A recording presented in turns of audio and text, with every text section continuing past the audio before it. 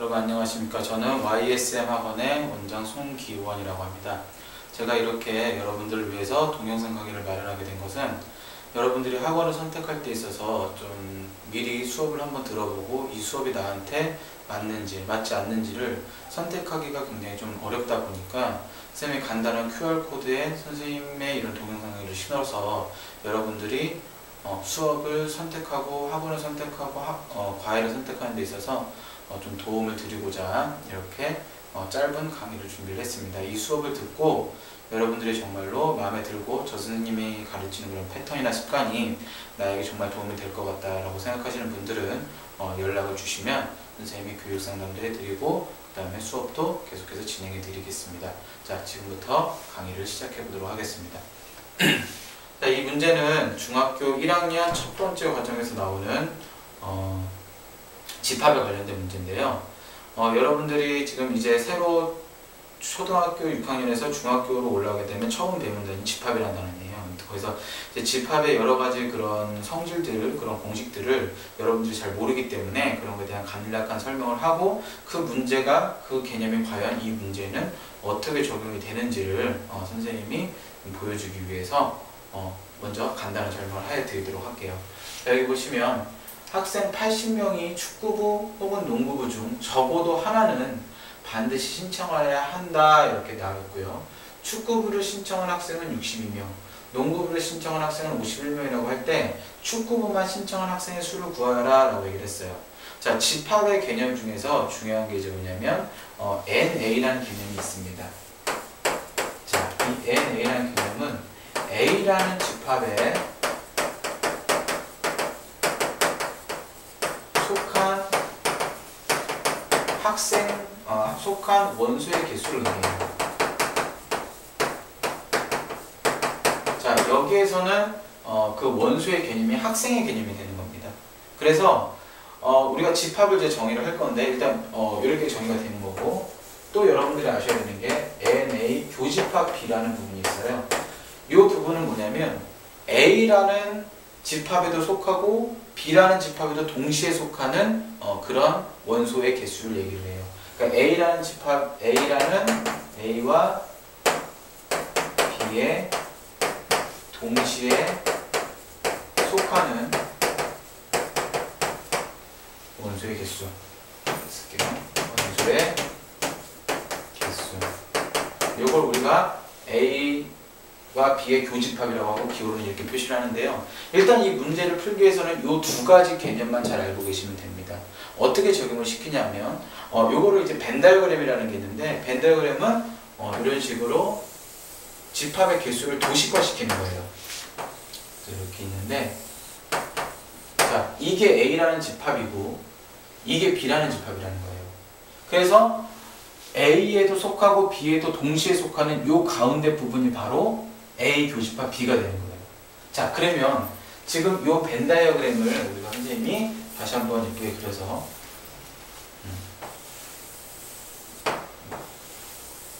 집합했을 때 요게 이제 A라는 집합이고 이게 B라는 집합인데요.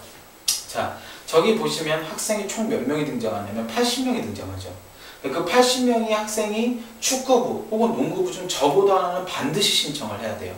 그 얘기는 무슨 얘기냐면 그 모든 학생 80명은 여기와 여기 안에 속해야 된다는 얘기예요. 여기에서는 A라는 집합을 뭐라고 하냐면 축구부라고 할게요.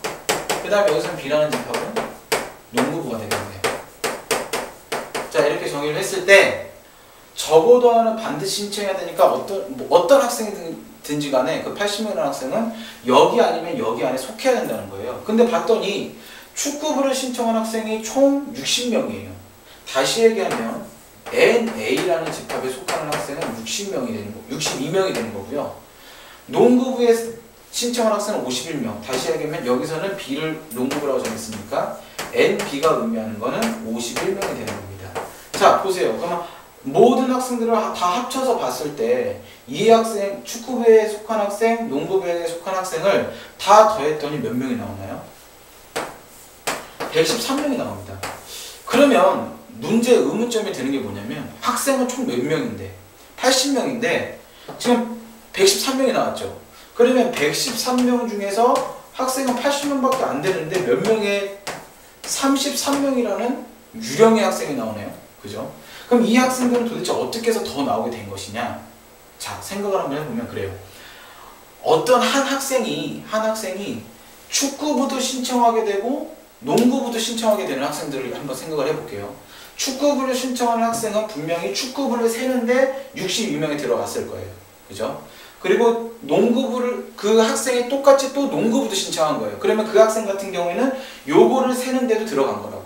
그러다 보니까 그 농구부와 축구부를 다 같이 신청한 학생은 축구부에 들어가는 62명에도 그 다음에 요 농구부에 신청한 그 51명에도 두 번 체크가 되게 된 거죠.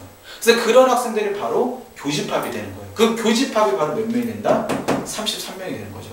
그래서 여기 부분을 33이라고 써주시면 자연스럽게 여기에 속하는 축구부에 속하는 학생이 몇 명인데 62명인데 여기에 속하는 학생은 33명이니까 여기에 속하는 부분을 알 수 있겠네요.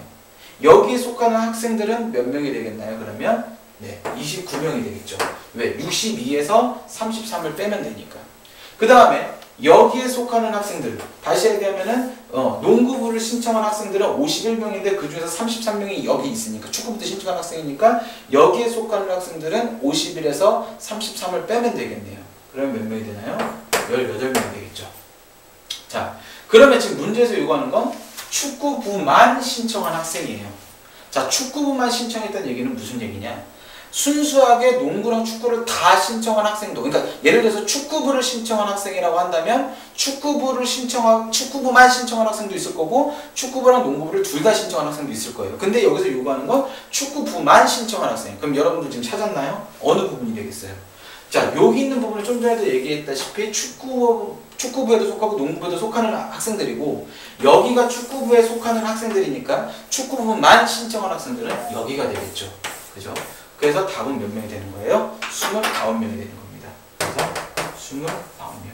자, 이 개념이 지금 여러분들에게 어떻게 다가왔는지는 모르겠어요. 근데 집합이라는 것을 우리가 이렇게 시처럼 풀어주는 그런 어떤 많은 교육 방법도 있을 것이고 여러분들도 분명히 이제 중학교 1학년 과정에서 중간고사 보기 전에 가장 첫 단원에서 이제 집합이라는 단어를 배우게 될 텐데 문제는 이렇게 도식화되어 있는 문제 같은 경우는 굉장히 쉬워요. 하지만 이렇게 말로 나와 있는 문제를 내가 도식화하는 과정이 어려운 거예요.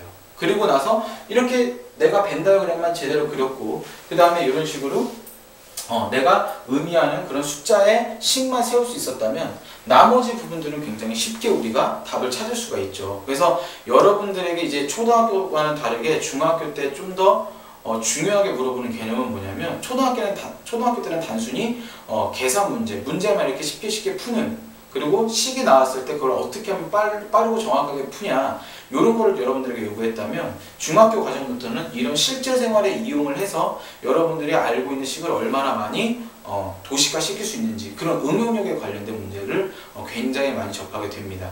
그럼 그랬을 때 여러분들이 해결할 수 있는 방법은 물론 기초적인 것도 많이 필요하겠지만 정말 중요한 그 개념적인 학습이 정확하게 필요하다는 거예요. 그러려면 여러분들이 여러 가지 문제를 다양하게 풀어보는 것보다는 하나 두 문제를 가지고 그 문제의 직접적인 개념이 무엇인지를 두 번, 세 번씩 반복해서 풀면서 학습할 수 있는 방법이 필요하거든요. 근데 선생님이 선생님에게 그런 수업을 듣는다면 선생님은 그런 부분에 대해서 굉장히 정확하고 그 다음에 그 맥을 짚어줄 수 있다고 자신을 합니다. 그래서 선생님이랑 수업을 하게 되면 모든 수업이 다 녹화가 돼요. 지금 이렇게 여러분들이 보는 것처럼 녹화가 돼서 집에 가서 선생님 홈페이지에 들어오게 되면 그날 수업을 들었던 내용들을 다시 한번 볼 수 있고, 그리고 내가 이해가 안 됐던 부분들 같은 경우도 그 동영상 강의를 다시 한번 보면서 무한 반복할 수 있는 그런 시스템으로 학원이 운영이 되기 때문에 여러분들이 수업 시간에 이해를 못한 거나 아니면은 혼자 공부를 할 때 좀 더 보완하고 싶었던 그런 부분들까지도 수업 시간에 배웠던 그런 강의 내용을 바탕으로 다시 한 번씩 들어보고, 그리고 또 그래도 모르겠는 건 선생님한테 물어보고 이런 식으로 하면서 수업을 같이 진행을 할 수 있다는 거 기억하시고 꼭 연락을 주셨으면 좋겠습니다. 네, 감사합니다.